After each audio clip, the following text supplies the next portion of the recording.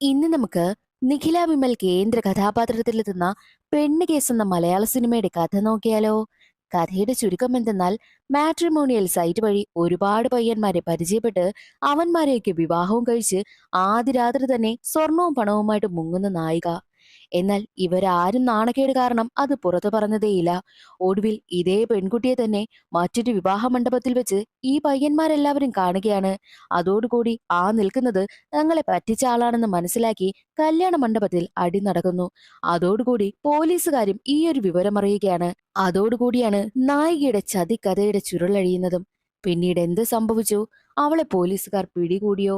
അവളുടെ യഥാർത്ഥ കഥ എന്താണ് എന്നൊക്കെ അറിയണ്ടേ? എങ്കിൽ നമുക്ക് വേഗം സിനിമയുടെ കഥയിലേക്ക് കടക്കാം.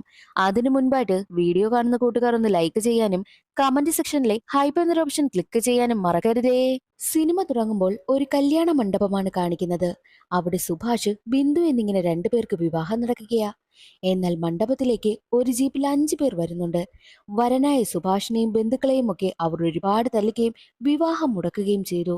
സംഭവ സ്ഥലത്തേക്ക് എത്തിയ പോലീസ് അവരെ അറസ്റ്റ് ചെയ്ത് കൊണ്ടുപോവുകയാണ്. എസ് ഐ ആയ മനോജ് പ്രശ്നമുണ്ടാക്കിയ 5 പേരെയും ചോദ്യം ചെയ്യുമ്പോഴാണ് ഞെട്ടിക്കുന്നൊരു കാര്യം അറിയുന്നത്. അവർ 5 പേരും കല്യാണ പെണ്ണായ ബിന്ദുവിന്റെ എക്സ് ഹസ്ബൻഡ്സ് ആണ്. അങ്ങനെ മനോജ് 5 പേരിൽ ഒരാളെയും സുഭാഷിനെയും വിളിച്ച് ഓരോ കാര്യങ്ങളൊക്കെ ചോദിച്ചറിയുന്നു.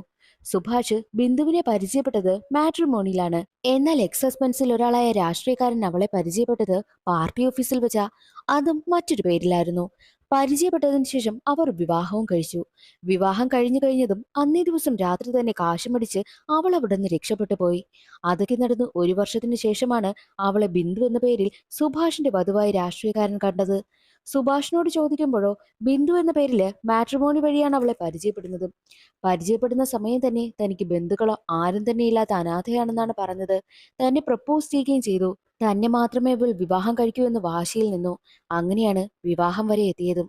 അതുപോലെ വന്നവർക്ക് എല്ലാവർക്കും പറയുവാനായിട്ട് പല കഥകൾ ഉണ്ടായിരുന്നു. അതിലെ പെൺകുട്ടിക്ക് പല പേരുകളും. ഇതെല്ലാം കേട്ട മനോജ് സ്റ്റേഷനിലിരുന്ന ബിന്ദുവിനോട് നിനക്ക് എന്തെങ്കിലും പറയാനുണ്ടോ എന്ന് ചോദിക്കുമ്പോഴോ ബിന്ദു മൗനമായി ഇരിക്കുകയാണ്. മൗനമായി ഇരുന്നു കൊണ്ട് അവൾ കരയുന്നുണ്ട്. പല പേരുകളിലാണ് ഈ ലേഡി എത്തുന്നത്. അതുകൊണ്ട് തന്നെ തൽക്കാലം നമുക്ക് അവളെ ബിന്ദു എന്ന് വിളിക്കാം.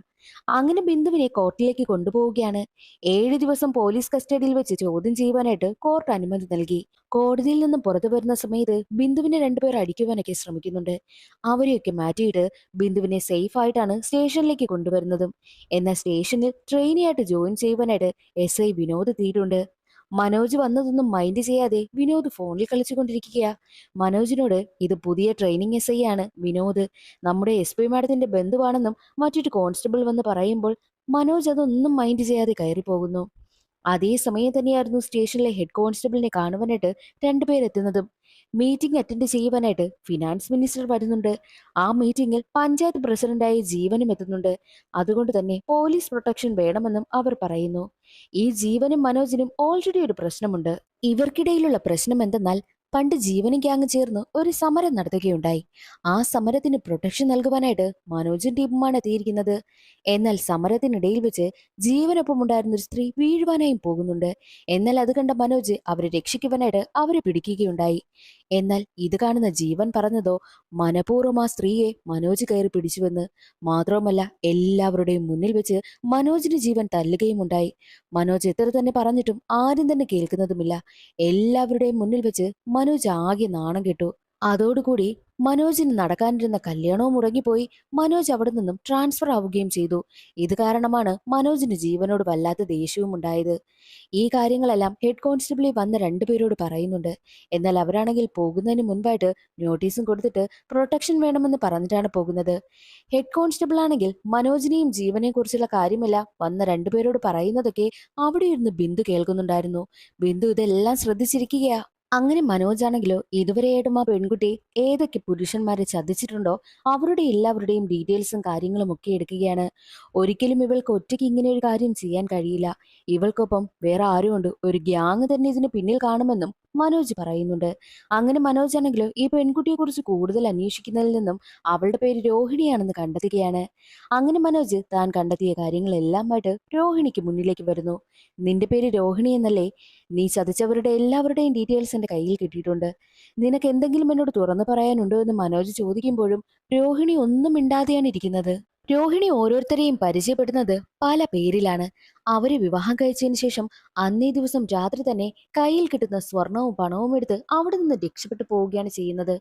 ഇതെല്ലാം മനോജ് രോഹിണിയോട് ചോദിക്കുന്നുണ്ട്. നിനക്ക് ഇതിൽ കൂടുതൽ എന്തെങ്കിലും പറയാനുണ്ടോ എന്ന് ചോദിക്കുമ്പോഴും രോഹിണി ഒന്നും മിണ്ടുന്നതേയില്ല. മനോജ് ആണെങ്കിൽ ഹെഡ് കോൺസ്റ്റബിളായ സിനിയെ കണ്ടിട്ട് രോഹിണിക്ക് എന്തെങ്കിലും പറയാനുണ്ടോ എന്നുള്ള കാര്യം ചോദിച്ച് മനസ്സിലാക്കുവാനായും പറയുന്നു. അങ്ങനെ സിനിയാണെങ്കിൽ രോഹിണിക്കടുത്തേക്ക് എത്തുന്നു. നിനക്ക് എന്തെങ്കിലും പറയാനുണ്ടെങ്കിൽ നീ സത്യങ്ങളെല്ലാം തുറന്ന് പറയ്. അങ്ങനെയാണെങ്കിൽ നിനക്ക് ഈ ഒരു കേസിൽ ചെറിയ ഇളവൊക്കെ കിട്ടിയാലോ എന്നൊക്കെ സിനി ചോദിക്കുന്നുണ്ട്. എന്നാൽ രോഹിണി പറയുന്നതോ, ഞാൻ എന്ത് പറഞ്ഞാലും നിങ്ങൾ അതൊന്നും വിശ്വസിക്കുവാനായും പോകുന്നില്ല. ആരും എന്നെ വിശ്വസിക്കത്തില്ല. അതിനേക്കാൾ നല്ലത് ഞാൻ ആർക്കും ഒരു പ്രശ്നം ഉണ്ടാക്കാതെ ഞാൻ മിണ്ടാതിരിക്കുന്നതല്ലേ നല്ലതെന്ന് പറഞ്ഞ് രോഹിണി കരയുവാനായും ആരംഭിച്ചു. അത് കാണുന്ന സിനിയാണെങ്കിൽ നേരെ മനോജിനടുത്ത് എത്തിയിട്ട്, ആ കുട്ടിക്ക് എന്തോ പേടിയുണ്ടെന്നാ തോന്നുന്നത്. അവൾ ആരെയോ പേടിക്കുന്നു. അവൾക്ക് പിന്നിൽ എന്തോ വലിയ കാര്യമുണ്ടെന്നും സിനിയാണെങ്കിൽ മനോജിനോട് പറയുന്നു. സിനി വീണ്ടും വീണ്ടും രോഹിണിക്കടുത്തേക്ക് സംസാരിക്കുവാനായി എത്തുകയാണ്. എങ്ങനെയെങ്കിലും രോഹിണിയിൽ നിന്നും ആ കാര്യങ്ങളൊക്കെ അറിയണം. അതിനു വേണ്ടിയിട്ട് സിനി അവൾക്ക് ഫുഡൊക്കെ കൊണ്ടുവന്ന് കൊടുക്കുന്നുണ്ട്. മാത്രവുമല്ല, തെളിവുകളെല്ലാം നിനക്ക് എതിരാണ്. നീ ഇനി സത്യം തുറന്നു പറയാതെ നിനക്ക് ഒരു വഴിയുമില്ല എന്ന് സിനി പറയുന്നതോടുകൂടി രോഹിണി തന്നെക്കുറിച്ചുള്ള കാര്യങ്ങളൊക്കെ തുറന്നു പറയുവാനായും ആരംഭിച്ചു. ചെറിയൊരു ഗ്രാമത്തിലാണ് രോഹിണി ജനിച്ചതും വളർന്നതുമൊക്കെ. രോഹിണിയുടെ അച്ഛനാണെങ്കിൽ അവിടെ ഉണ്ടായിരുന്ന ഒരു ബിൽഡിങ്ങിലാണ് ജോലി ചെയ്തിരുന്നതും. എന്നാൽ ഒരു നാള് നിർത്താതെ മഴ പെയ്തു. ആ മഴയിൽ ഉരുൾപൊട്ടൽ ഉണ്ടാവുകയും രോഹിണിയുടെ അച്ഛൻ ആ ഒരു ഉരുൾപൊട്ടലിൽപ്പെട്ട് മരണപ്പെട്ടു പോവുകയും ചെയ്തു. അച്ഛന്റെ മരണത്തിന് ശേഷം ആ ഒരു നാട്ടിൽ നിൽക്കുന്നത് തന്നെ രോഹിണിക്കും അമ്മയ്ക്കും ഒട്ടും തന്നെ താല്പര്യമേ ഇല്ലായിരുന്നു. അതുകൊണ്ട് തന്നെ മൈസൂരിലുള്ള രോഹിണിയുടെ അച്ഛന്റെ കൂട്ടുകാരന്റെ അടുത്തേക്കാണ് പോകുന്നതും. കൂട്ടുകാരന്റെ മകനാണ് അവരെ സ്വീകരിക്കുവാനായി എത്തിയിരിക്കുന്നത്. അങ്ങനെ കൂട്ടുകാരന്റെ മകനാണെങ്കിലോ ഒരു വീടൊക്കെ കൊണ്ടുവന്ന് കാണിച്ചു കൊടുക്കുകയും ചെയ്യുന്നുണ്ട്. അവിടെയാണ് പിന്നീടുള്ള ദിവസങ്ങളിലെല്ലാം രോഹിണിയും അമ്മയും താമസിച്ചിരുന്നത്. ആ പയ്യൻ ഒരു ബേക്കറിയിലാണ് ജോലി ചെയ്യുന്നത്. രോഹിണിയും തനിക്ക് എന്തെങ്കിലും ജോലി കണ്ടെത്തണമെന്ന് കരുതി ഇന്റർവ്യൂവിനൊക്കെ പോകുന്നുണ്ട്. പക്ഷെ ഒരു ജോലിയും അങ്ങോട്ട് ശരിയാകുന്നതേയില്ല. ഇതിനിടയിൽ വെച്ച് രോഹിണിയും ആ പയ്യനും തമ്മിൽ നല്ല കമ്പനിയാവുകയും ആ ഒരു ഫ്രണ്ട്ഷിപ്പ് അവസാനം പ്രണയത്തിലേക്ക് എത്തുകയാണ് ചെയ്തത്. അവർ രണ്ടുപേരും പ്രണയിക്കുവാനായും ആരംഭിച്ചു. അങ്ങനെ ഇരിക്കുന്ന സമയത്തായിരുന്നു രോഹിണിയുടെ അമ്മയ്ക്ക് വയ്യാതായതും. അമ്മയെ ഹോസ്പിറ്റലിലും അഡ്മിറ്റ് ആക്കി. അമ്മയുടെ ചികിത്സാ ചെലവിന് വേണ്ടിയിട്ടുള്ള കാശൊന്നും രോഹിണിയുടെ കൈവശമില്ലായിരുന്നു. അതുകൊണ്ട് തന്നെ തന്റെ ബൈക്ക് വിൽക്കാമെന്ന് ആ പയ്യൻ പറയുകയുണ്ടായി. എന്നാൽ അത് രോഹിണിക്ക് അങ്ങോട്ട് അക്സെപ്റ്റ് ചെയ്യാൻ പറ്റുന്ന കാര്യമല്ല. തനിക്ക് വേണ്ടിയിട്ട് മറ്റൊരാൾ ബുദ്ധിമുട്ടുന്നത് കണ്ട് എന്തിനാ താൻ കാരണം അവന്റെ ബൈക്കൊക്കെ വിൽക്കുന്നതെന്ന് ചിന്തിച്ച് എങ്ങനെയെങ്കിലും കാശുണ്ടാക്കണമെന്ന് കരുതി രോഹിണി നേരെ എത്തുന്നത് മാട്രിമോണിയൽ സൈറ്റൊക്കെ നടത്തുന്ന ഡേവിഡിനടുത്തേക്കായിരുന്നു. ഡേവിഡ് പലിശയ്ക്കൊക്കെ പണം കൊടുക്കുന്ന ആളാണ്. ഡേവിഡ് രോഹിണിയെ കണ്ടതും ഒരു കാര്യം രോഹിണിയോട് പറയുന്നു. നമ്മുടെ നാട്ടില് വിവാഹം നടക്കാത്ത ഒരുപാട് പുരുഷന്മാരുണ്ട്. ഇവരൊക്കെ വിവാഹം നടത്തുന്നതിന് വേണ്ടിയിട്ട് എന്ത് വേണമെങ്കിലും ചെയ്യും. അങ്ങനെയുള്ള പുരുഷന്മാരെ കണ്ടെത്തി നീ വിവാഹം കഴിക്കണം.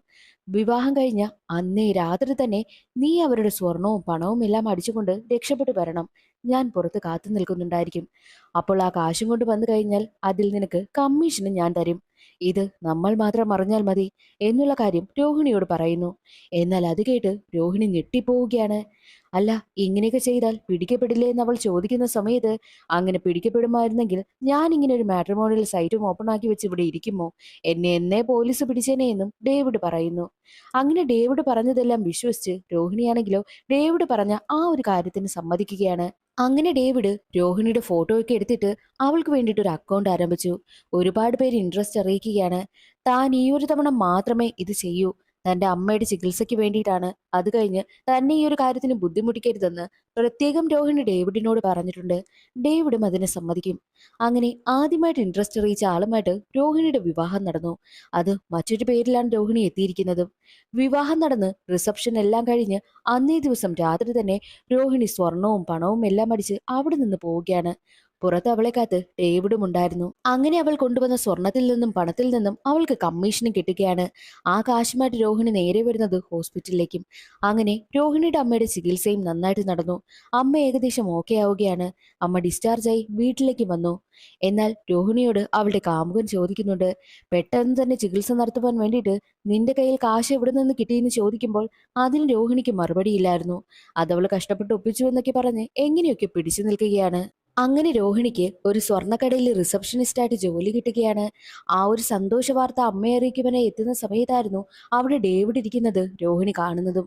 ഡേവിഡിനെ കണ്ടതും രോഹിണിക്ക് വല്ലാതെ ദേഷ്യം വരുന്നു.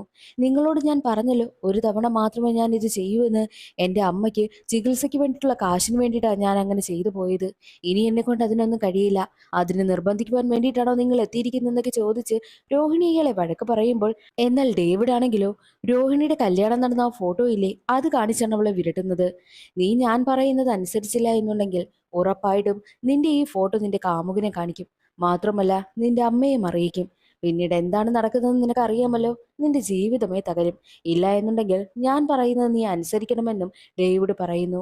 വേറെ വഴിയില്ലാതെ ഡേവിഡ് പറയുന്നത് രോഹിണിക്ക് അനുസരിക്കേണ്ടി വന്നു. ഡേവിഡ് പറഞ്ഞതനുസരിച്ച് പല പുരുഷന്മാരെയും രോഹിണിക്ക് വിവാഹം കഴിക്കേണ്ടി വന്നു. വിവാഹം കഴിഞ്ഞതും അവരെ പറ്റിച്ച് അവരുടെ സ്വർണവും കാശുമായിട്ടെല്ലാം രോഹിണി രക്ഷപ്പെടുകയാണ് ചെയ്തത്. മൈസൂരിൽ ഒരുപാട് പുരുഷന്മാർ താൻ കാരണം പറ്റിക്കപ്പെട്ടിട്ടുണ്ടെന്നും രോഹിണി കരഞ്ഞുകൊണ്ട് പോലീസുകാരോട് പറയുന്നു. എന്നാൽ പോലീസുകാർ പറയുന്നത്, ഇപ്പോൾ തെറ്റ് ചെയ്തത് രോഹിണിയാണെന്ന് മാത്രമാണല്ലോ പുറത്തറിഞ്ഞിരിക്കുന്നതും. ന്യൂസ് പേപ്പറിലൊക്കെ അവളുടെ ഫോട്ടോയും കാര്യങ്ങളും ഒക്കെയാ വന്നത്. അതിന് പിന്നിലുള്ള ആളിന്റെ കാര്യങ്ങളൊന്നും പുറത്തു വന്നിട്ടേയില്ല. ഡേവിഡിന്റെ കാര്യങ്ങളൊന്നും ഒരു സ്ഥലത്തും പരാമർശിച്ചിട്ടില്ലല്ലോ എന്ന് പോലീസുകാർ പറയുമ്പോൾ രോഹിണി പറയുന്നത്, ഡേവിഡിനെ കുറിച്ചുള്ള കാര്യങ്ങളെല്ലാം തന്റെ കാമുകനോട് രോഹിണി പറയുകയുണ്ടായി. താൻ ഇതുവരെയായിട്ടും അനുഭവിക്കുന്ന കാര്യങ്ങളെല്ലാം തുറന്നു പറഞ്ഞതോടുകൂടി ഡേവിഡിനെ പൂട്ടണമെന്ന് കാമുകൻ തീരുമാനിച്ചു.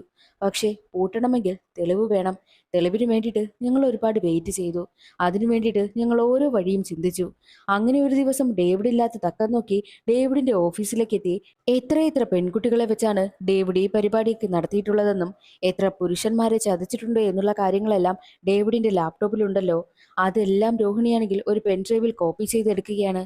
പുറത്തോട്ട് വരുന്ന സമയത്ത് തന്നെ ഡേവിഡിനെ കാണുന്നു. എന്നാൽ ഡേവിഡിനെ കണ്ടതും അവൾക്ക് വല്ലാതെ വെപ്രാളമായി. നീ എന്താ ഇവിടെ എന്ന് ചോദിക്കുമ്പോൾ, അതെനിക്ക് കുറച്ച് കാശിന്റെ അത്യാവശ്യമുണ്ടായിരുന്നു. കാശിന് വേണ്ടിയിട്ട് വന്നതാണെന്ന് രോഹിണി പറയുമ്പോൾ, അങ്ങനെ വല്ല ആവശ്യമുണ്ടെങ്കിൽ എൻ്റെ ഓഫീസിലേക്ക് വരണ്ട, എന്നെ ഫോൺ ചെയ്താൽ മതിയെന്ന് പറഞ്ഞ് ഡേവിഡ് അവളെ വഴക്ക് പറഞ്ഞ് അവിടെ നിന്ന് വിടുകയാണ്. രോഹിണി എങ്ങനെയൊക്കെയോ തന്റെ മുഖത്തുള്ള പരിഭ്രമമൊന്നും കാണിക്കാതെ അവിടെ നിന്ന് രക്ഷപ്പെട്ട് തന്റെ കാമുകനടുത്തേക്ക് എത്തും. രോഹിണിയും കാമുകനും അവർക്ക് കിട്ടിയ തെളിവുകളുമായിട്ട് നേരെ പോലീസ് സ്റ്റേഷനിലേക്ക് പോകുന്നു. അവിടെ എത്തി പോലീസ് ഇൻസ്പെക്ടറിനോട് എല്ലാ കാര്യങ്ങളും തുറന്നു പറയുകയാണ്. എന്നാൽ ഉടനെ തന്നെ പോലീസ് ഇൻസ്പെക്ടർ രോഹിണിയുടെ കാമുകനോട് ആവശ്യമുള്ള ഒരു സാധനം പുറത്തുനിന്ന് വാങ്ങിക്കൊണ്ട് വരുവാനായും പറഞ്ഞ് അവനെ പുറത്തേക്ക് പറഞ്ഞു വിടുകയാണ്. എന്നാൽ അവൻ പോയിട്ട് വരുന്ന സമയത്ത് കാണുന്ന കാഴ്ച രോഹിണിയെ എല്ലാ പോലീസുകാരും ചേർന്ന് അടിച്ച് ചോദ്യം ചെയ്യുന്നതാണ്. എന്നാൽ തന്റെ കാമുകി ഒന്നും ചെയ്തിട്ടില്ല എന്ന് കാമുകൻ പറയുന്ന സമയത്തോ, ഇനി നീ ഇതിൽ ഇടപെടുകയാണെങ്കിൽ നിന്റെ പേരും ഇതിൽ വരുമെന്ന് പറഞ്ഞ് അവനെ വിരട്ടുന്നു. അതിനുശേഷം രോഹിണിയിൽ നിന്നും ഒരു പേപ്പറിൽ എഴുതി വാങ്ങിയതിനു ശേഷമാണ് അവിടെ നിന്നും പറഞ്ഞു വിടുന്നത്. രോഹിണി വീട്ടിലെത്തുന്ന സമയത്ത് കാണുന്ന കാഴ്ച ഡേവിഡ് അവളുടെ അമ്മയെ ഒരുപാട് ഉപദ്രവിച്ച് അവിടെ ഇരുത്തിയിരിക്കുന്നതാ. എന്നിട്ട് രോഹിണിയും ഒരുപാട് ഉപദ്രവിക്കുകയാണ്. എന്തെങ്കിലും കാര്യം നീ പുറത്തു പറയുവാനായി ശ്രമിക്കുകയാണെങ്കിൽ നിന്നെ നിന്റെ ഫാമിലിയും കൊന്നുകളയുമെന്ന് പറഞ്ഞാണ് ഡേവിഡ് വിരട്ടുന്നതും. അതോടുകൂടി രോഹിണിക്ക് എന്ത് ചെയ്യണമെന്നറിയാതെ പിന്നീടും ഡേവിഡ് പറയുന്ന കാര്യങ്ങളെല്ലാം അവൾ അനുസരിക്കുകയുണ്ടായി. ഇതാണ് യഥാർത്ഥത്തിൽ നടന്നതെന്നും രോഹിണി പറയുന്നു. ഡേവിഡിനെ ഒരു പോലീസുകാർക്കും അറസ്റ്റ് ചെയ്യാൻ കഴിയാത്തത് ഡേവിഡിന് ഒരുപാട് രാഷ്ട്രീയ സപ്പോർട്ടുണ്ട്. ഡേവിഡും ജീവനും തമ്മിൽ നല്ല കമ്പനിയാണെന്നുള്ള കാര്യം രോഹിണി പറയുന്നു. ജീവന്റെ പേര് കേട്ടതും മനോജിന് സന്തോഷമായി. കാരണം ജീവൻ കാരണം ഒരുപാട് പ്രശ്നങ്ങൾ മനോജിനുണ്ടായില്ലേ. നടക്കാനിരുന്ന കല്യാണവും മുടങ്ങിപ്പോയി. അങ്ങനെയുള്ള ജീവന്റെ പേര് ഈ ഒരു കേസിൽ വന്നിട്ടുണ്ടെങ്കിൽ ഉറപ്പായിട്ടും അവനെ കൊടുക്കുമെന്നും മനോജ് തീരുമാനിക്കുന്നു. അങ്ങനെ മനോജിന് ജീവനോട് പ്രതികാരം വീട്ടുവാനായിട്ടുള്ള ഒരവസരമായി ഇത് കാണുകയാണ്. അതേസമയം വിജയകുമാർ എന്നൊരാൾ രോഹിണിക്കെതിരായിട്ട് കംപ്ലൈന്റ് കൊടുക്കുവാനായി എത്തിയിരിക്കുകയാണ്. രോഹിണി വിജയകുമാറിനെയും വിവാഹം കഴിച്ച് ചതിച്ചു. ഇവർ രണ്ടുപേരും പരിചയപ്പെട്ടത് എങ്ങനെയെന്നാൽ രോഹിണി ഒരു വക്കീൽ എന്ന പേരിലാണ് വിജയകുമാറിനെ പരിചയപ്പെട്ടത്. രണ്ടുപേരും ഒരു റെസ്റ്റോറന്റിൽ വെച്ച് കണ്ടുമുട്ടുകയും ഒക്കെ ചെയ്യുന്നുണ്ട്. രോഹിണി തനിക്ക് കേസൊന്നും വിജയിക്കാൻ കഴിയുന്നില്ല എന്നുള്ള സങ്കടമൊക്കെ വിജയകുമാറിനോട് പറയുന്നു. മാത്രവുമല്ല, നമ്മുടെ വിവാഹം നടക്കാൻ പോവുകയല്ലേ, തന്റെ കയ്യിൽ വിവാഹം നടത്താനുള്ള കാശുമില്ല എന്നും രോഹിണി പറയുന്ന സമയത്ത്, അതൊന്നും നീ പേടിക്കണ്ട, നിനക്ക് വേണ്ടിയിട്ടുള്ള സ്വർണവും കാശും എല്ലാം ഞാൻ റെഡിയാക്കിയിട്ടുണ്ട്, നീ കല്യാണത്തിനങ്ങ് വന്നാൽ മതിയെന്നും പ്രത്യേകം വിജയകുമാർ പറയുന്നു. അങ്ങനെ വിവാഹ ദിവസം എത്തി. തന്റെ ഫ്രണ്ട്സിനും ഫാമിലിക്കും മുന്നില് വിജയകുമാർ ആണെങ്കിൽ രോഹിണി രജിസ്റ്റർ മാരേജ് ആണ് ചെയ്യുന്നത്. അങ്ങനെ അന്നേ ദിവസം രാത്രി അവരുടെ ഫസ്റ്റ് നൈറ്റിനെന്ന് തന്റെ കൂട്ടുകാരെ കണ്ടിട്ട് വരാമെന്ന് പറഞ്ഞ് വിജയകുമാർ റൂമിന് വെളിയിലേക്ക് വന്നു. കുറച്ചു നേരം കഴിഞ്ഞ് റൂമിലേക്ക് ചെല്ലുന്ന സമയത്ത് രോഹിണിയെ കാണുന്നില്ല. രോഹിണി മാത്രമല്ല, അവിടെയുണ്ടായിരുന്ന സ്വർണവും പണവും ഒന്നുമില്ലായിരുന്നു. രോഹിണി തന്റെ കാശ് മടിച്ചുകൊണ്ട് പോയി എന്ന് വിജയകുമാറിന് മനസ്സിലായി. എന്നാൽ ഈ ഒരു കാര്യങ്ങളെല്ലാം പുറത്തറിഞ്ഞാൽ ആകെ നാണക്കേടാകുമല്ലോ എന്ന് കരുതിയാണ് കേസൊന്നും കൊടുക്കാതിരുന്നതെന്നും വിജയകുമാർ പറയുന്നു. മനോജ് ഡേവിഡിന്റെ ഫോട്ടോ വിജയകുമാറിനെ കാണിച്ചിട്ട് ഈ ആളിനെ എവിടെയെങ്കിലും കണ്ടിട്ടുണ്ടോ എന്ന് ചോദിക്കുമ്പോൾ, കണ്ടിട്ടുണ്ട്, കോടതിയിൽ വെച്ച് കണ്ടിട്ടുണ്ട്. രോഹിണിയെ കാണുവാനായിട്ട് ഇയാൾ വന്നിരുന്നു. ഇയാളാണെങ്കിൽ രോഹിണിയെ ഒരുപാട് വിരട്ടുകയുണ്ടായി. അവൾ ഇയാളെ കണ്ട് പേടിച്ചു നിൽക്കുകയാണ് ചെയ്തതെന്നും വിജയകുമാർ പറയുന്നു. അതേസമയം തന്നെ എസ് പിയെ കാണുവാനായിട്ട് പോവുകയാണ് മനോജ്. ഈ കേസിന്റെ കാര്യങ്ങളൊക്കെ ചർച്ച ചെയ്യുവാൻ വേണ്ടിയിട്ടാ മനോജ് കാര്യങ്ങളെല്ലാം എസ് പിയോട് പറയുന്നു. എന്നാൽ ഈ കാര്യങ്ങളെല്ലാം കേട്ടിട്ട് എസ് പി പറയുന്നത്, ഇതെല്ലാം ആ പെൺകുട്ടി വെറുതെ പറയുന്നതായിട്ടാ എനിക്ക് തോന്നുന്നത്. അവൾ കുറെ കാര്യങ്ങൾ ഇമാജിൻ ചെയ്ത് വെച്ചിട്ടുണ്ട്. അതെല്ലാം ആ പറയുന്നത്. ഇതിനെല്ലാം പിന്നിൽ അവൾ തന്നെയാണെന്നാ എനിക്ക് തോന്നുന്നത്. ഇനി ഈ ഒരു കേസ് മനോജ് അന്വേഷിക്കണ്ട, വിനോദ് അന്വേഷിക്കട്ടെ എന്ന് പറഞ്ഞ് മനോജിനെ അവിടെ നിന്ന് പറഞ്ഞു വിടുന്നു. സത്യത്തിൽ എസ് പിയുടെ ബന്ധുവാണല്ലോ വിനോദ്. അതുകൊണ്ടാണ് വിനോദിന് കേസ് കൈമാറിയതും. അത് കാരണം മനോജിന് വല്ലാതെ ദേഷ്യം വരും. പുറത്തേക്ക് ഇറങ്ങുന്ന സമയത്ത് പഞ്ചായത്ത് പ്രസിഡന്റായ ജീവനെയും കാണുന്നുണ്ട്. ജീവൻ എസ് പിയെ കാണുവാനായിട്ട് അകത്തേക്ക് കയറി പോവുകയാണ്. അതോടുകൂടി മനോജിനൊരു കാര്യം മനസ്സിലായി.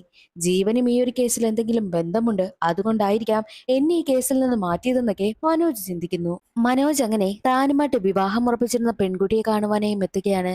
ഞാൻ അങ്ങനെ ഒരു തെറ്റും ചെയ്തിട്ടില്ല, അതാ ഒരു ജീവൻ തന്നോട് മനഃപൂർവ്വം അങ്ങനെ ചെയ്തതാണെന്നൊക്കെ പറയുമ്പോൾ എനിക്ക് നിങ്ങളെ വിശ്വാസമാണ്. പക്ഷേ എന്റെ വീട്ടുകാരെ കൺവിൻസ് ചെയ്യേണ്ടത് നിങ്ങളുടെ ഉത്തരവാദിത്തമാ. എത്ര നാൾ വേണമോ നിങ്ങൾ എടുത്തോ, അതുവരെയും നിങ്ങൾക്ക് വേണ്ടിയിട്ട് കാത്തിരിക്കാൻ ഞാൻ തയ്യാറാണെന്നും ആ പെൺകുട്ടി പറയുന്നു. എന്നാൽ മറ്റൊരു വശത്ത് എസ് പി ആണെങ്കിൽ വീണ്ടും മനോജിനെ വിളിക്കുകയാണ്. മനോജിനെ ഒരു ഇനാഗുറേഷൻ ഫംഗ്ഷന് പ്രൊട്ടക്ഷന് വേണ്ടിയിട്ട് പറഞ്ഞു വിട്ടിരിക്കുകയായിരുന്നു. എന്നാൽ മനോജ് അതിന് പോകാതെ രോഹിണിയുടെ കേസിനെ കുറിച്ച് തന്നെ അന്വേഷിച്ചു കൊണ്ടിരിക്കുന്നു. അതുകൊണ്ട് തന്നെ എസ് പി മനോജിനെ ഒരുപാട് വഴക്ക് പറയും. എത്രയും വേഗം ഇനാഗുറേഷൻ ഫംഗ്ഷന് വേണ്ടിയിട്ട് പോകണമെന്ന് പറഞ്ഞിട്ടാണ് എസ് പി കോള് കട്ട് ചെയ്യുന്നതും. എന്നാൽ മനോജിന് ആകെ കൺഫ്യൂഷൻ. ജീവൻ ഈ ഒരു കേസിൽ എന്തെങ്കിലും പങ്ക് കാണും, അതുകൊണ്ടായിരിക്കാം തന്നെ ഈ ഒരു കേസിൽ നിന്ന് മാറ്റുവാനായിട്ട് ശ്രമിക്കുന്നുണ്ടാവുക എന്നൊക്കെയുള്ള ചിന്ത മനോജിന് വന്നുകൊണ്ടേയിരുന്നു. രോഹിണി പറയുന്നത്, ഡേവിഡിന്റെ ലാപ്ടോപ്പിൽ നിന്നും തെളിവുകളെല്ലാം ഒരു പെൻഡ്രൈവിലേക്ക് മാറ്റിയല്ലോ. പക്ഷേ മൈസൂരിലുള്ള ഒരു പോലീസുകാർക്കും അത് സമർപ്പിക്കുവാനായി കഴിയത്തില്ല. കാരണം അവരെല്ലാവരും ഡേവിഡിന്റെ കൺട്രോളിലാണുള്ളത്. അതുകൊണ്ട് തന്നെ കേരളത്തിൽ ചെന്നിട്ട് കേരളത്തിലുള്ള പോലീസുകാരെ ഇത് ഏൽപ്പിക്കണമെന്ന് പറഞ്ഞ് തന്റെ കാമുകൻ ആ ഒരു പെൻഡ്രൈവ് തന്റെ കൈവശം തരികയുണ്ടായി. ആ ഒരു പെൻഡ്രൈവ് എവിടെയാണ് ഇരിക്കുന്നതെന്ന് എനിക്ക് നന്നായിട്ട് അറിയാം. ആ പെൻഡ്രൈവ് കിട്ടിക്കഴിഞ്ഞാൽ ജീവനെതിരായിട്ടുള്ള എല്ലാ എവിഡൻസും അതിൽ തന്നെയുണ്ടെന്നും രോഹിണി പറയുന്നു. രോഹിണി പറയുന്നത് കേട്ട് ജീവനെ പൂട്ടാനായിട്ടുള്ള ഒരു വഴി തെളിഞ്ഞല്ലോ എന്ന സന്തോഷത്തിലായിരുന്നു മനോജ്. ആ ഒരു സന്തോഷത്തിൽ മന്ത്രി പങ്കെടുക്കുവാനായി എത്തുന്ന ഇനാഗുറേഷൻ ഫംഗ്ഷന് പ്രൊട്ടക്ഷൻ കൊടുക്കുവാൻ വേണ്ടിയിട്ടും മനോജ് അവിടെ നിന്ന് പോകുന്നു. അങ്ങനെ സ്റ്റേഷനിലുള്ള സിനിയും പിന്നെ വിനോദും ചേർന്ന് രോഹിണിയെ ഹോസ്പിറ്റലിലേക്ക് ചെക്കപ്പിനായിട്ടും കൊണ്ടുവന്നിരിക്കുകയാണ്.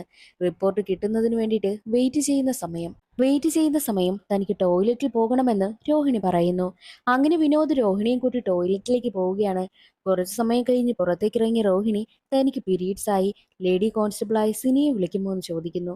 അങ്ങനെ വിനോദാണെങ്കിൽ ലേഡി കോൺസ്റ്റബിളിനെ വിളിക്കുവാനായി പോയ സമയം സിനിയെയും കൂട്ടി തിരികെ വരുന്ന സമയത്ത് ആ ഒരു ടോയ്ലറ്റിന്റെ പരിസരത്ത് പോലും രോഹിണിയില്ല. രോഹിണി രക്ഷപ്പെട്ടു കഴിഞ്ഞു. ഈ ഒരു വിവരം വിനോദ് വിളിച്ചിട്ട് എസ് പിയെ അറിയിക്കുകയാണ്. എസ് പിക്കും ആകെ ടെൻഷനായി. എസ് പി അവിടെ മനോജ് ഉണ്ടോ എന്ന് നോക്കുന്ന സമയത്ത് ആ ഒരു ഇനാഗുറേഷൻ ഫംഗ്ഷന് മനോജുമില്ല. മനോജിനെയും കാണുന്നില്ല. എന്താണ് സംഭവിച്ചെന്നാൽ സത്യത്തിൽ രോഹിണി അവിടെ നിന്ന് രക്ഷപ്പെടുത്തി കൊണ്ടുപോകുന്നത് മനോജ് തന്നെയായിരുന്നു. മനോജ് തന്റെ ബൈക്കിലിരുത്തിയാണ് രോഹിണിയും കൊണ്ട് നേരെ പോകുന്നത് ഒരു ബസ് സ്റ്റാൻഡിലേക്കാണ്. ആ ബസ് സ്റ്റാൻഡിലാണ് രോഹിണിയുടെ ലഗേജ് ഇരിക്കുന്നത്. ലഗേജ് പുറത്തെടുത്ത രോഹിണിയാണെങ്കിൽ അതിൽ നിന്നും പെൻഡ്രൈവ് എടുത്ത് മനോജിനെ ഏൽപ്പിക്കുന്നു. അതിനുശേഷം മനോജ് ആണെങ്കിൽ രോഹിണിയെ കൊണ്ടുവന്ന ആ ഒരു ബസ് സ്റ്റാൻഡിൽ ഒരു ചെയറിൽ കൊണ്ടുവന്നിരുത്തുകയാണ്. രോഹിണിയെ കാണുവാൻ വേണ്ടിയിട്ട് ഡേവിഡ് വരുമോ, അതായിരുന്നു അവരുടെ ചിന്തയും. ഡേവിഡ് വരുന്നെങ്കിൽ പിടികൂടാൻ വേണ്ടിയിട്ടാണ് രോഹിണിയെ അവിടെ കൊണ്ടുവന്നിരുത്തിയിരിക്കുന്നത്. അങ്ങനെ രോഹിണിയെ അവിടെ ഇരുത്തിയിട്ട് മനോജും കൂട്ടരും പല വശത്തായിട്ടും മാറി മാറി നിൽക്കുന്നു. എന്നിട്ട് അവളെ നിരീക്ഷിച്ചു കൊണ്ടിരിക്കുകയാണ്. ഡേവിഡ് വരുന്നെങ്കിൽ ഡേവിഡിനെ പിടികൂടണമെന്ന് ചിന്തിച്ചാണ് അവരവിടെ നിൽക്കുന്നതും. അതേ സമയം തന്നെയായിരുന്നു സ്റ്റേഷനിലെ കോൺസ്റ്റബിളിന് കർണാടക പോലീസിൽ നിന്നും ഒരു കോൾ വരുന്നത്. മനോജിനോട് സംസാരിക്കണമെന്നാണ് കർണാടക പോലീസ് ആവശ്യപ്പെട്ടതും. എന്നാൽ അവർക്ക് പറയാനുള്ള കാര്യങ്ങളെല്ലാം കേട്ട കോൺസ്റ്റബിൾ ആണെങ്കിൽ മനോജിനെ എത്ര തന്നെ വിളിച്ചിട്ടും മനോജ് കോൾ എടുക്കുന്നതേയില്ല. അവർ ഡേവിഡ് വരുന്നെങ്കിൽ പിടികൂടുവാനായിട്ട് ഒളിച്ചു നിൽക്കുകയാണല്ലോ. അതേ സമയം തന്നെ തൊപ്പിയൊക്കെ വെച്ചൊരാൾ അവിടേക്ക് വരികയാണ്. തൊപ്പി വെച്ചാൽ തന്നെ ലക്ഷ്യമാക്കി നടന്നു വരുന്നത് കണ്ട രോഹിണി ഡേവിഡാണ് വരുന്നതെന്ന് അവർക്ക് സിഗ്നൽ കൊടുക്കുന്നു. അത് കണ്ട മനോജും കൂട്ടരും ഓടി വന്ന് തൊപ്പി വെച്ച ആളിനെ പിടികൂടുകയാണ്. തൊപ്പി മാറ്റി നോക്കുന്ന സമയത്ത് അത് ഡേവിഡ് ഒന്നുമല്ലായിരുന്നു. എന്നാൽ ശരിയെന്ന് കരുതി രോഹിണിയെ നോക്കുന്ന സമയത്ത് രോഹിണി അവിടെയില്ല. ഇവരെ എല്ലാവരെയും കബളിപ്പിച്ച് രോഹിണി രക്ഷപ്പെട്ടിരുന്നു. ഉടനെ തന്നെ മനോജ് ഇനാഗുറേഷൻ ഫംഗ്ഷന് പ്രൊട്ടക്ഷൻ കൊടുക്കുവാനായി പോയ പോലീസുകാരെ വിളിച്ചിട്ട് ജീവൻ അവിടെ ഉണ്ടോ എന്ന് അന്വേഷിക്കുന്നു. ജീവൻ അവിടെ ഉണ്ടെന്നും അവർ പറയുകയാണ്. അതോടുകൂടി മനോജും കൂട്ടരും നേരെ പോകുന്നത് ഫംഗ്ഷൻ നടക്കുന്നിടത്തേക്ക്. അവിടെ വെച്ച് എല്ലാവരുടെയും മുന്നിലൂടെ ജീവനെ അറസ്റ്റ് ചെയ്ത് സ്റ്റേഷനിലേക്കും കൊണ്ടുവരുന്നു. എന്നാൽ മനോജ് ജീവനെയും അറസ്റ്റ് ചെയ്ത് കൊണ്ടുവരുന്നത് കണ്ട കോൺസ്റ്റബിൾ ആണെങ്കിൽ എന്തൊക്കെയോ പറയുവാനായിട്ട് മനോജിനോട് ശ്രമിക്കുന്നുണ്ട്. എന്നാൽ അതൊന്നും കേൾക്കുവാനായിട്ട് മനോജ് കൂട്ടാക്കുന്നതേയില്ല. മനോജ് ആണെങ്കിലോ ജീവനെ ഒരുപാട് തല്ലുന്നു. ജീവനെതിരായിട്ടുള്ള എല്ലാ തെളിവുകളും പെൻഡ്രൈവിലുണ്ടെന്ന് പറഞ്ഞ് പെൻഡ്രൈവ് ഇട്ടു നോക്കുന്ന സമയത്താണ് അതിലുണ്ടായിരുന്നതെല്ലാം സിനിമാ പാട്ടുകളായിരുന്നു. അത് കേൾക്കുന്നതും മനോജ് ഞെട്ടിപ്പോവുകയാണ്. അതേ സമയം തന്നെയായിരുന്നു കോൺസ്റ്റബിൾ മനോജിനടുത്തേക്ക് വന്നിട്ട്, സാർ, കർണാടക പോലീസ് വിളിച്ചിരുന്നു. ഞെട്ടിക്കുന്ന കുറച്ച് കാര്യങ്ങളാണ് അവർ പറഞ്ഞത്. ഈ രോഹിണിയെ കർണാടക പോലീസും പിടികൂടുകയുണ്ടായി. എന്നാൽ പോലീസിനടുത്ത് അവളൊരു കള്ളക്കഥ പറഞ്ഞു. അത് പോലീസുകാർ വിശ്വസിക്കുകയും ചെയ്തു. അങ്ങനെയാണ് പോലീസുകാരുടെ കയ്യിൽ നിന്ന് രക്ഷപ്പെട്ട് അവൾ കേരളത്തിലോട്ട് വന്നതും. ഇപ്പോൾ നമ്മുടെ കയ്യിൽ വന്ന് പെട്ടപ്പോഴും അവൾ ഇതുപോലൊരു കള്ളക്കഥയാ പറഞ്ഞതെന്നും കോൺസ്റ്റബിൾ പറയുന്നു.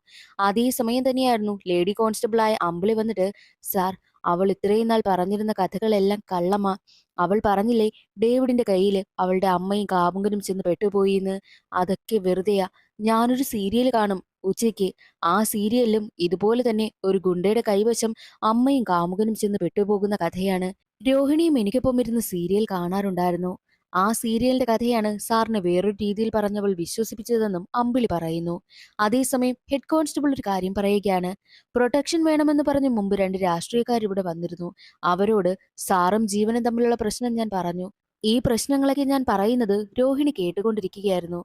അതുകൊണ്ട് തന്നെയാണ് ഈ പ്രശ്നത്തിലേക്ക് ജീവനെയും വലിച്ചിഴച്ചത്. നിങ്ങൾ രണ്ടുപേരും തമ്മിലുള്ള പ്രശ്നം അറിയാവുന്നത് കൊണ്ടാണ് അവൾ അങ്ങനെ ഒരു കള്ളക്കഥയുണ്ടാക്കിയതും. എന്നാൽ അതേസമയം അമ്പിളി ഒരു കാര്യം കൂടി പറയുന്നു. മുൻപ് പത്രത്തില് കേരളത്തിൽ നിന്നും മൈസൂരിലേക്ക് പോയ ഒരു പയ്യനാണെങ്കിൽ മൈസൂരിൽ വെച്ച് മരണപ്പെട്ടു എന്നൊരു വാർത്ത കണ്ടിരുന്നു. എന്നാൽ ആ ഒരു വാർത്ത രോഹിണിയും കേൾക്കുകയുണ്ടായി. ആ വാർത്തയിൽ പറയുന്ന അതേ പയ്യനെയാണ് തന്റെ കാമുകനായിട്ട് രോഹിണി ചിത്രീകരിച്ചതും. അങ്ങനെ എല്ലാം വെച്ച് അവൾ വലിയൊരു കഥയാണ് ഉണ്ടാക്കിയത്. ആ കഥ എല്ലാവരെയും പറഞ്ഞ് വിശ്വസിപ്പിച്ചു.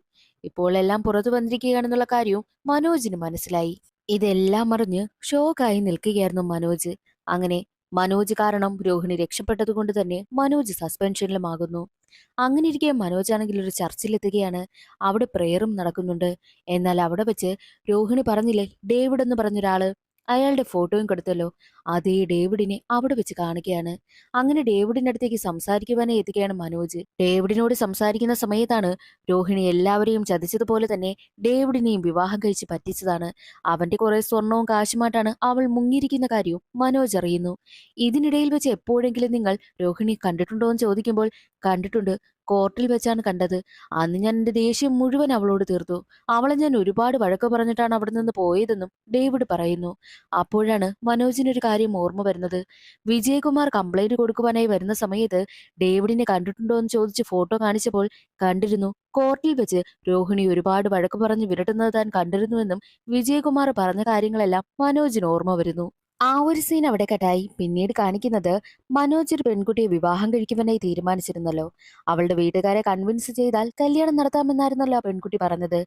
അങ്ങനെ മനോജ് കഷ്ടപ്പെട്ട് അവളുടെ വീട്ടുകാരെയൊക്കെ കൺവിൻസ് ചെയ്ത് അവരുടെ വിവാഹവും കഴിഞ്ഞു. അങ്ങനെ വിവാഹം നടക്കുന്നതിന് വേണ്ടിയിട്ട് അവൻ ഒരുപാട് നേർച്ചകളൊക്കെ നേർന്നിരുന്നു. അതിലൊരു നേർച്ച നടത്തുവാൻ വേണ്ടിയിട്ട് കാവടി എടുക്കുവാനായി എത്തിയിരിക്കുകയാണ് മനോജ്. എന്നാൽ അവിടെ വെച്ച് പരിചയമുള്ളൊരു ശബ്ദം കേൾക്കുന്നു. നോക്കുമ്പോൾ അത് മറ്റാരുമല്ല, രോഹിണിയാണ്. രോഹിണി അവിടെ ഒരു തമിഴ്നാട്ടിലെ പയ്യനെ വിവാഹം കഴിച്ചിരിക്കുകയാണ്.